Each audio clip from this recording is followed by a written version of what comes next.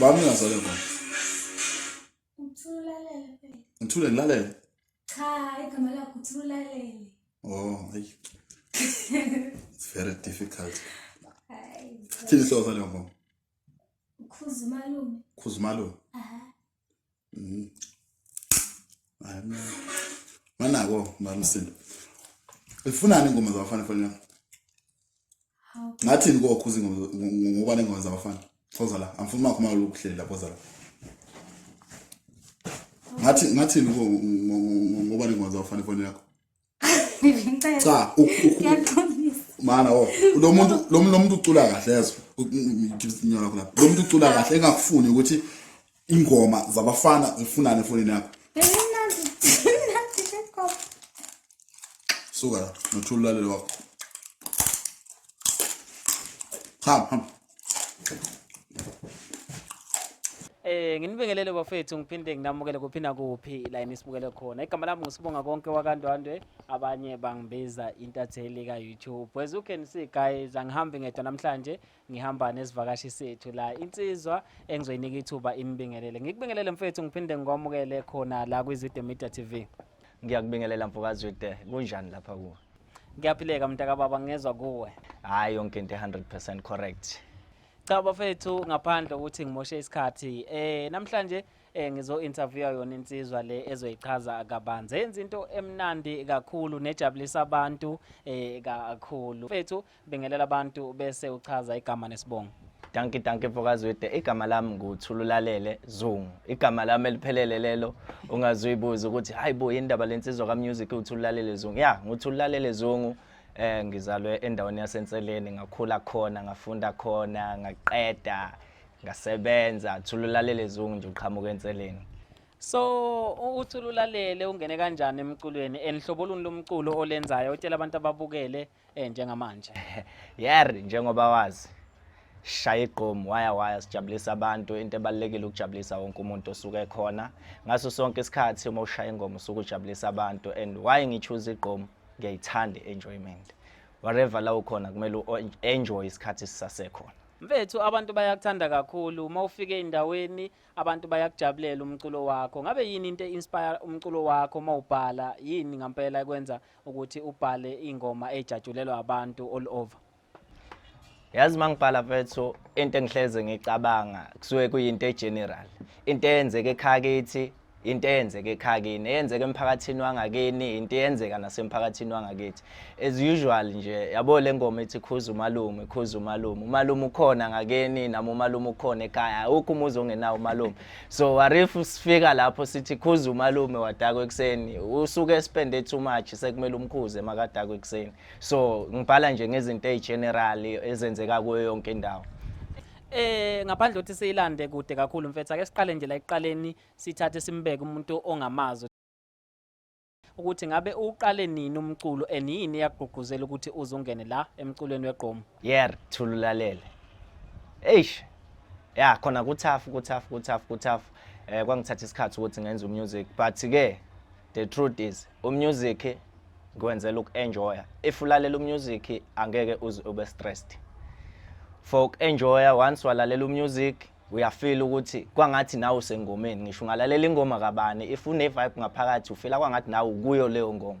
So ngaba inspired by some of the other things ngesinye isikhathi ngisakhula ngabona ukuthi no, I can do this thing. Uma ngena kuyo then boom vibe yonke into ngikuyona. So ngasonke isikhathi uma ngiserious isikhathi sokuba serious, uma ngifuna ukuza umusic ngikhipha imessage ngibeka ku music, uma ngibona izinto ngiyayibhala ngayo ngifake ku music. So yonke into isuke ibalansile. That's why ngiku music each and every time music wenzeka nje kalula because music is life kahle. So mfethu uyindoda esencane kakhulu uyayibambela into eningi ozenzayo ubuye uproducele ngabe lokho konke kuza kanjani? Yeah, it's a very hard story mfethu.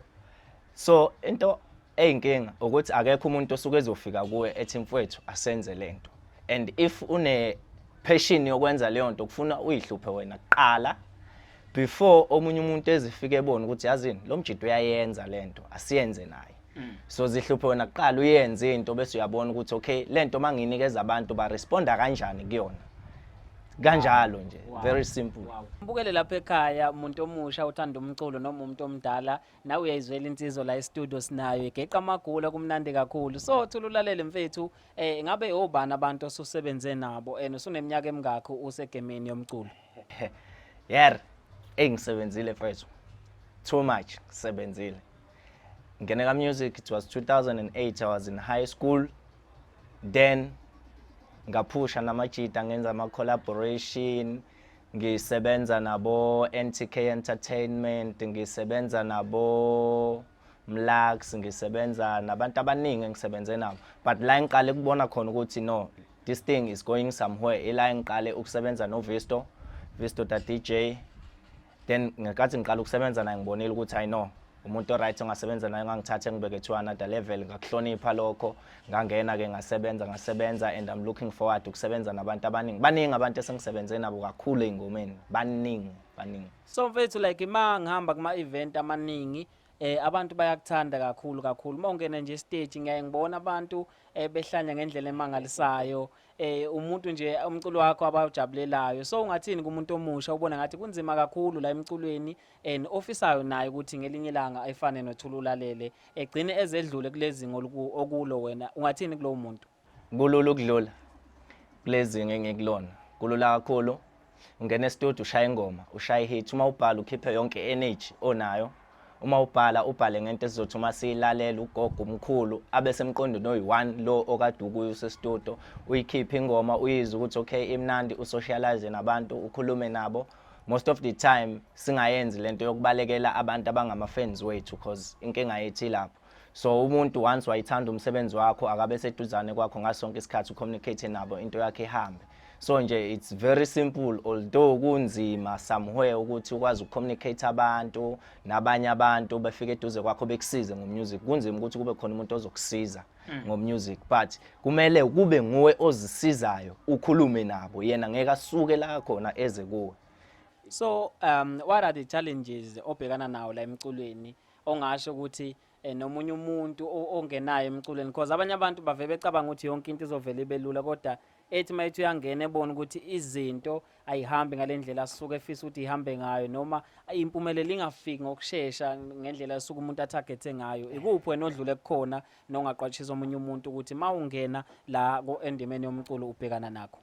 Yeah, it's life yoka music. Kuyenzeka sometimes ukuthi uyangena nje stage yabo, ikakhulukazi uma ungaziwe ingoma yakhe abantu bengayazi ukuthi uyangena uzodlala uDJ ingoma yakhe ikhathi yabo. It's life. Engakuthanda uDJ uthi uyadlala ingoma yakhe ikhathe noma evele DJ udlala use stage. So ilawo ma challenges ukuthi uma ungakaziwa and kwesinye isikhathi ufika uyihlome mfethu ngicela ukuperforma yabona.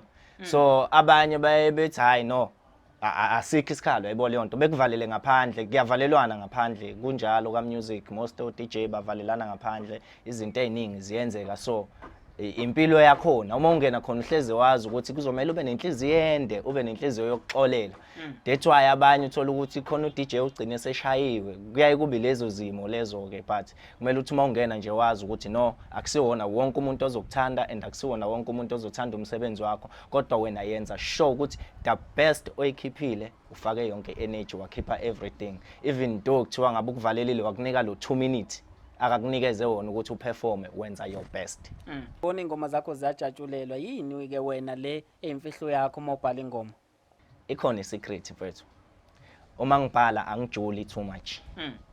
Angijuli too much because abantu abaningi abaphili le life yokujula every time, uyabona. So uma ngibhala in general, ngibhala into eyenzeka go Gauteng, ngibhala into eyenzeka ko Durban, into eyenzeka ko Eastern Cape.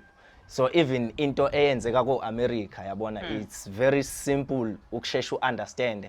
And another thing, uma ngenza ingoma ukuthi uma uzoyilalela within 2 minutes ubusuyifakile ekhanda ukuthi mangibuya with the second verse or with the second chorus uzobusuyicula kanye nami. It's very simple. Shuthi ngamanye amazwi uthi mawubhala umculo uyageneralize or relate nento eyenzeka empilweni zabantu or into eyenzeka nje esikhathini esisuke siphila ngaso njengamanje. Uyabona nje in general into eyenzeka to everyone kahle to everyone noma ngabe ungakanani. So mfethu yini ongathanda ukisho sesizovala nje kubantu ababukele le video kubantu abafisa ukungena kule ndima yomculo kulomkhakha womculo ungathini kulowo muntu obukele njengamanje? Engingakusho nje ngathi 1, be your manager. Yeah, control yourself, be your manager. That one is very important. So whatever oyenzayo zingezischedule ukuthi uma ngiyenza from la kumele ngibe sengiqedile, and then from la ngenza itask ewukuthi uma ngihluleke itask ewukuthi kumele ngireverse ngizobuya ngilungisa amaphutha. So uma ngithi be your manager, manage yourself kulento osukuyenza, because uma une passion ngempela ukuthi leyo nto ufuna ukuyenza uphumelele ngayo usuku uzoyenza, just that i-mindset yakho isuke ingekho kuyo ngaleso sikhathi. Uma uyenza for fun izophela lapho for fun. Yabona? Wow. So be your manager. Okay. Control yourself every time. Mfethu sesivalelisa kubantu abantu bakuthola kanjani nomculo wakho utholala kanjani? Umculo wami mfethu utholakala yonke indawo. Kuwo wonke ama music stores ukhona. Just thululalele Khuza Umalume. And into engihappy ngayo iyona yodwa ingoma ekhona ethi Khuza Umalume, and uyena yedwa uthululalele okhona all over the world. The only thululalele okhona ka music imina. Akekho umuntu abazayo bobe sebelandela wena. Bazobe bengilandela nje. Kusho uthululalele abazayo bobe sebelandela wena. Bazobe bengilandela. Wow, kubalekile ke bafethu ukuthi ube unique ngayo yonke indlela njengoba ichaza insizwa le uthululalele Zungu. Insizwa eshaya ingoma enamandla ngendlela emangalisayo. Ingoma yayo esematheni njengamanje ithi Khuza Umalume edlala all over. Ngahamba ke kuyo wonke ke ama platforms music uhamba uyistream ingoma uyidownload uenjoy umculo wayo lensizwa. Bafethu ke until we meet next time. Lena ke ingozi esohlezi sinayo la esobe sikulethela khona amaciko enza kahle kakhulu endimeni kaqeda izungu ajabulisa abantu ngendlela ehlukahlukene. Mina ke lapha emakhaya sengiphuma kanje ngithi ke awuphinde usibambe evideo nelandelayo. Mfethu ke uvalelise kubantu ushiya umlayezo wakho wokugcina nanokuthi ke bakuthola kanjani einkundleni zokuxhumana. Bafethu, it's very simple. Nginivalelise nje emakhaya la inikhona la ubuyela khona le video ngithi ke izinto ezibalekile uyasubscribe, uyashare, uyakhomenta. That is very important. Engikuthandayo ukuthi nginithanda kakhulu. Uma ukuthi uyawuthanda umusic wami ngeke ngize ngikubalekele ngisho ngangivimbe eTexini ngiyawagibela amatekisi ngisho ngangivimbe emall ngizokhuluma nawe ngibe right. Ngisase umuntu wenu. Ngithi ke la uma ningidinga yonke indawo ngoba sengishile mina ngedwa uthululalele okhona eMzansi kahle kahle all over the world. Kuwo wonke ama social media is thululalele. And then for ama bookings it's very simple, ngine contact eyodwa. Awukwazi ukufona ungangitholi. Ngiku 0766 019025 u0766 019025. Balalele emakhaya nani abantu nibukele sizithanda ukuvalelisa siyabonga kakhulu for isikhathi sakho. Please subscribe, like and share. Thank you so much for ukuthatha isikhathi sakho usibukele mbukele ekhaya thina sesiphuma kanje.